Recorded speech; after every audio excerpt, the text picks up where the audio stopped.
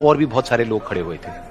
उसने दुकानदार को कई बार बुलाया, लेकिन वहां पर भीड़ इतनी थी कि दुकानदार का ध्यान उसकी तरफ गया ही नहीं।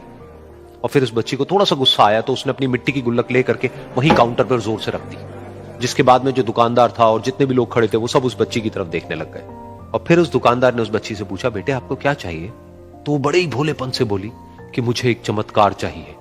ये सुनकर के दुकानदार को कुछ समझ नहीं आया, ना ही वहां पर जो लोग थे उनको कुछ समझ में आया, और सब उसकी तरफ देखने लग गए।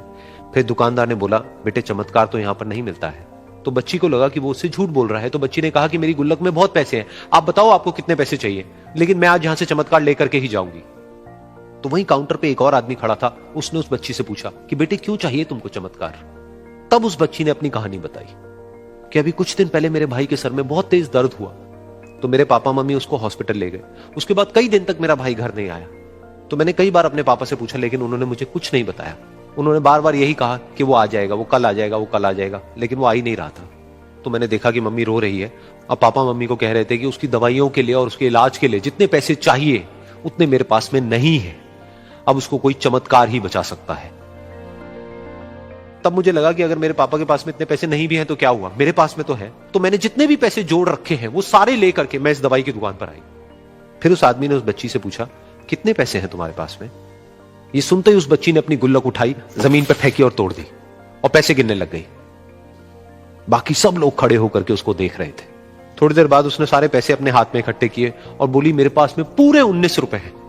वो जो आदमी वहां पर खड़ा था वो थोड़ा सा मुस्कुराया और बोला कि अरे तुम्हारे पास में तो पूरे पैसे हैं, इतने का ही तो आता है चमत्कार। ये सुनकर के वो बच्ची बहुत खुश हो गई और बोली कि चलो मैं आपको अपने पापा से मिलवाती हूं। बाद में पता लगा कि वो आदमी कोई आम आदमी नहीं था, बल्कि एक बहुत बड़ा न्यूरोसर्जन था, और उसने सिर्फ 19 रुपए में उसके भाई की सर्जरी करी, और कुछ ही दिन बाद वो ठीक होकर के घर वापस आ गया। फिर कुछ दिन बाद वो बच्ची, उसका भाई, उसके पापा, उसकी मम्मी, चारों एक साथ बैठे हुए थे और बात कर रहे थे। तो उसकी मम्मी ने उसके पापा से पूछा कि अब तो बता दो ये चमत्कार आपने किया कैसे?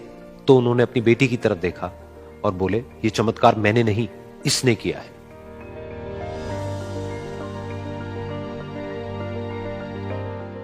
तो यहां पर एक बहुत बड़ी बात है जो हम उस छोटी सी बच्ची से सीख सकते हैं कि जिंदगी में कभी कभी ऐसा होता है कि हमको कोई रास्ता नजर नहीं आ रहा होता है और हम लोग हिम्मत हार जाते हैं। तब हमारे अंदर एक बच्चा होता है जो कोशिश करने से कभी भी पीछे नहीं हटता है। वो हार मानने को तैयार नहीं होता है क्योंकि उसको ना शब्द समझ नहीं आता है। वो बच्चा जिसके लिए कुछ भी नामुमकिन नहीं है, क्योंकि वो हर हाल में कोशिश करता ही रहता है।